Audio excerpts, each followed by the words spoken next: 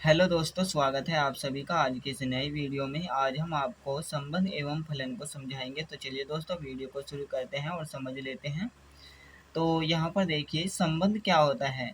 जैसे भाई और बहन होते हैं, उनके भी कुछ न कुछ संबंध होते हैं। जैसे भाई का संबंध बहन से हो सकता है, भाई का संबंध माँ से हो सकता है और पिता से हो सकता है। उसी तरह से बहन का संबंध बहन से हो सकता है, माता से हो सकता है, पिता से हो सकता है। अगर हमें इन दोनों को एक साथ करके दिखाना हो तो किस तरह से दिखाएंगे। देखिए, भाई का संबंध बहन से है तो हम यहाँ पर ये तीर का निशान लगा देंगे। ठीक है, भाई का संबंध बहन से है, भाई का संबंध माँ से है तो ये तीर लगा देंगे यहाँ पर। भाई का संबंध माता से हो जाएगा और भाई का संबंध पिता से हो जाएगा। भाई का संबंध पिता से हो जाएगा। इसी तरह से बहन का संबंध बहन से हो जाएगा, बहन का संबंध हो जाएगा बहन से।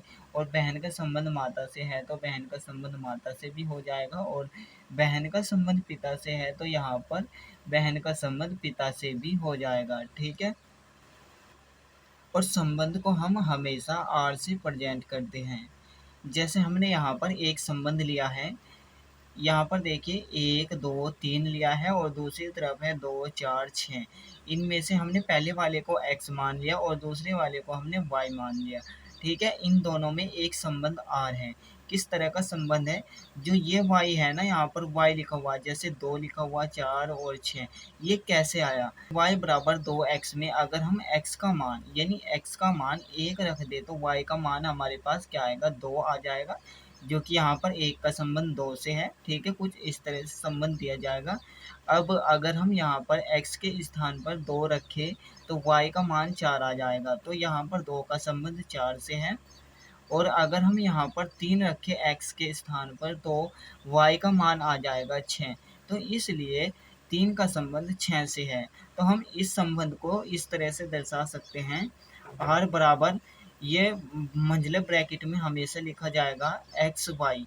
एक्स वाई क्या है, एक्स तो है जो पहले वाला लिखा हुआ है और वाई है जो दूसरे वाला लिखा हुआ है। ठीक है, ये हो जाएगा कोलन। कोलन यानी कि इस प्रकार एक्स वाई इस प्रकार है, वाई बराबर 2x, यानी कि ये एक संबंध है। और इसी को हम कुछ इस तरह से भी लिख सकते हैं, संबंध आर हो जाएगा 1 का 2 के साथ संबंध है, 2 का 4 के साथ संबंध है और 3 का 6 के साथ संबंध है। इस तरह से लिखो या फिर इस तरह से लिखो, दोनों एक ही बात है। अगर हम इस तरह से लिखेंगे तो हम इसको बोलते हैं समुच्चय निर्माण रूप। अगर हम इस तरह से लिखते हैं तो इसको हम बोलते हैं रोस्टर रूप या फिर इसको बोलते हैं सारणीबद्ध रूप।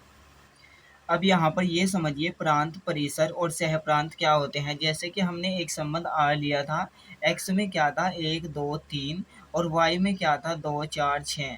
अब देखिए, एक्स में 1 2 3 लिखा हुआ है, ये एक्स के अवयव है, और वाई में क्या है 2 4 6, ये हो जाएंगे वाई के अवयव। तो यहाँ पर देखिए, प्रांत क्या होता है, जो एक्स के अवयव होते हैं और उनका संबंध वाई में किसी न किसी अवयव से होता है।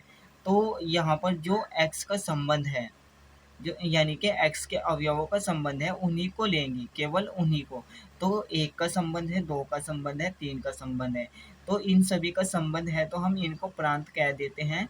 और परिसर किसे कहते हैं, जो यहाँ पर y में संबंध होता है, जितने भी अवयवों का संबंध होता है ना, उन्हीं को हम परिसर कहते हैं। और इसके अलावा इस y को, पूरे y को हम कहते हैं सहप्रांत। पूरे y में क्या क्या है, 2 4 6, तो इनको हम सहप्रांत कहेंगे।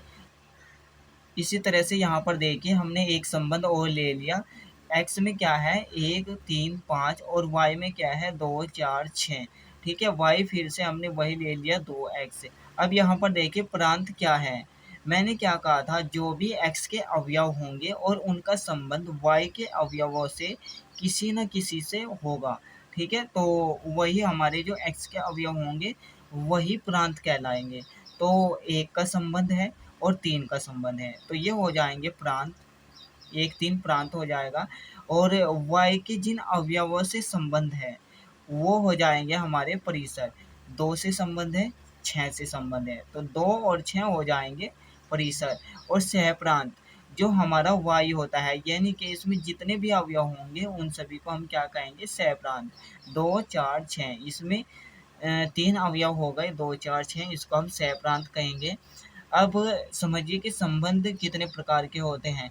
संबंध 4 प्रकार के होते हैं, समतुल्य संबंध, सम्मित संबंध, संक्रामक संबंध और चारवा है तुल्यता संबंध। समतुल्य संबंध में क्या होता है, ये पहला अवयव होता है यानी कि x का, देखिए यहाँ पर x लिखा हुआ है तो x का अवयव है, और दूसरा है y का अवयव, ठीक है।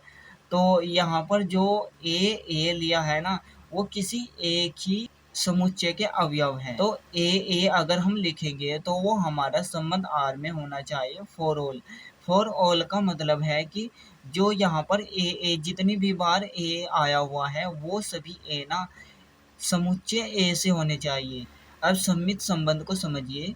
यहाँ पर क्या होता है, यदि a b belongs to R होता है तो b a belongs to R भी होना चाहिए, जहाँ ए और बी कहाँ से है, कैपिटल ए से। अब संक्रामक संबंध को समझिए।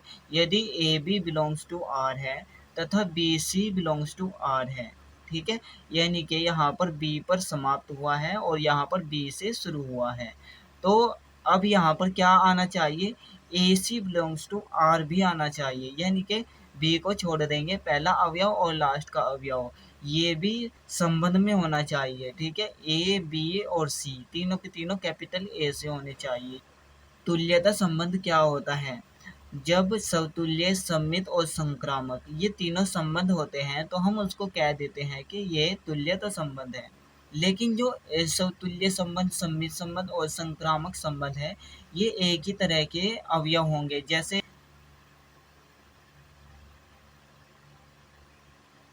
1 2 3। इसमें भी क्या होगा, 1 2 3, यानी ये होगा कैपिटल ए और ये भी कैपिटल ए, और इसका संबंध हो जाएगा कुछ इस तरह से। इसको आर से प्रेजेंट करते हैं। अब यहाँ पर एग्जाम्पल से समझिए कि समतुल्य संबंध क्या होता है। अगर हमने यहाँ पर एक समुच्चय ले लिया 6 7 8 9 10, ठीक है, और यहाँ पर एक संबंध है 6 6 7 7 8 8 9 9 10 10, ठीक है। तो यहाँ पर ये ना एक समतुल्य संबंध है।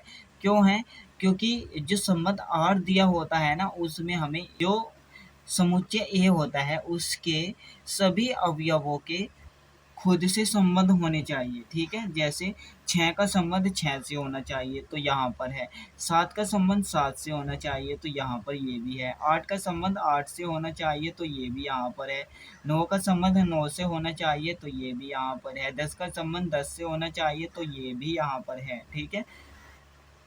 इस संबंध का मतलब ये है, जैसे 1 का संबंध 1 से है, 2 का संबंध 2 से है, 3 का संबंध 3 से है।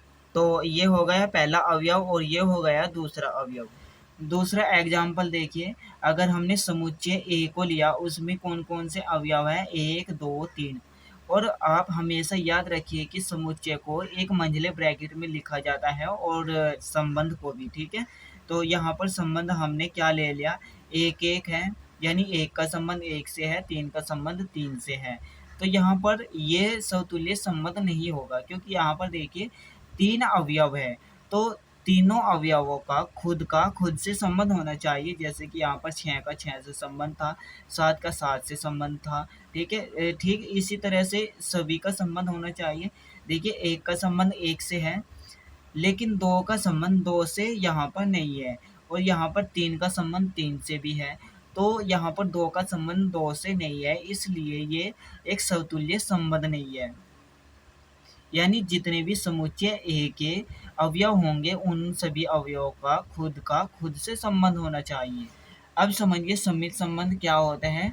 एग्जाम्पल देखिए, यदि हमने एक समुच्चय ए को लिया, उसमें कौन कौन से अवयव हैं, 1 2 3 4, ठीक है, ये 4 अवयव हैं, और एक संबंध ले लिया, 1 का संबंध 2 से है, 2 का संबंध 1 से है, तो ये इस तरह के जो संबंध होते हैं उनको हम कहते हैं सम्मित संबंध।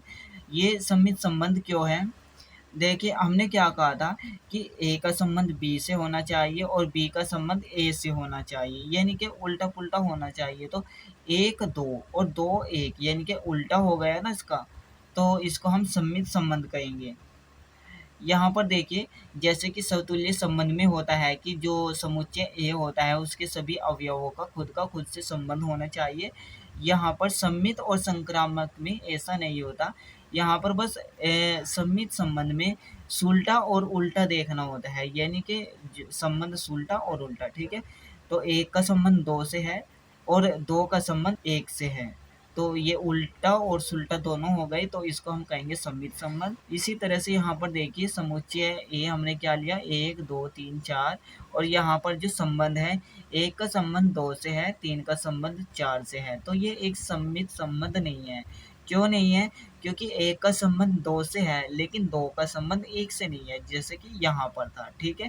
तो ये गलत हो गया। अब देखते हैं ये होता है या नहीं। तीन का संबंध चार से है लेकिन चार का संबंध तीन से नहीं है, तो ये भी गलत होगा। यहाँ पर क्या होता है, अगर एक भी उल्टा और सुलटा दोनों नहीं मिले तो उसको हम समित संबंध नहीं कहेंगे। यानी यहाँ पर जितने भी अवयव संबंध में दिखाई देंगे उन सभी का उल्टा भी होना चाहिए, तभी हम उसको समित संबंध कह सकते हैं। अब संक्रामक संबंध को देखिए। हमने एक समुच्चय ले लिया ए, इसमें अवयव है एक दो तीन चार, और संबंध हमने ले लिया एक का संबंध दो से है, दो का संबंध तीन से, और एक का संबंध तीन से है। तो ये ना एक संक्रामक संबंध है। क्यों है? क्योंकि हमने क्या बताया था कि ए का संबंध बी से होना चाहिए और बी का संबंध सी से होना चाहिए, ठीक है। यानी कि बी से शुरू हो रहा है और बी पर ही खत्म हो रहा है। तो अब इनको छोड़ देंगे, ए और सी को देखना है कि इसके अंदर है या नहीं। तो ए क्या है, एक, और सी क्या है, तीन, यानी कि एक और तीन यहाँ पर है, एक का संबंध तीन से है, तो इसलिए हम इसको कहेंगे संक्रामक संबंध। अब देखिए हमने संबंध ले लिया, एक का संबंध दो से है और तीन का संबंध चार से है, समुच्चय ये ही रखा हमने, तो यहाँ पर क्या है, संक्रामक संबंध है। क्यों है? क्योंकि एक का संबंध दो से है लेकिन यहाँ पर दो से शुरू होने वाला कोई भी संबंध नहीं है, तो इसको हम छोड़ देंगे। अब दूसरे को देखते हैं, तीन का संबंध चार से है। अब यहाँ पर चार से शुरू होने वाला कोई संबंध नहीं है, तो ये हमारा संक्रामक संबंध है। अगर आपको कहीं पर भी ऐसा दिखे कि ए का संबंध बी से है लेकिन बी का संबंध सी से है ही नहीं, तो इस दशा में हम क्या कहते हैं कि यह एक संक्रामक संबंध है। और तीसरा क्या होता है, अगर संबंध कुछ इस तरह से है, एक का संबंध दो से है, दो का संबंध तीन से और दो का संबंध चार से है, तो इस दशा में संक्रामक संबंध नहीं होगा। क्यों नहीं होगा? क्योंकि एक का संबंध दो से है और दो का संबंध तीन से है, तो एक का संबंध तीन से भी होना चाहिए लेकिन यहाँ पर एक का संबंध तीन से नहीं है, तो इसलिए हम इसको कहेंगे संक्रामक संबंध नहीं है, ठीक है। तो यहाँ पर अपनी नोटबुक में नोट कर लीजिएगा, यदि ए का संबंध बी से हो, ठीक है, वो संबंध आर में होना चाहिए, और बी का संबंध सी से ना हो और वो संबंध आर में भी ना हो, तो यहाँ पर क्या होता है, ए का संबंध सी से होता है ना, तो वो संबंध आर में होता है, यानी a b belongs to R हो और b c does not belongs to R हो, तो हम कह सकते हैं कि a c belongs to R होगा, यानी कि संक्रामक संबंध होगा।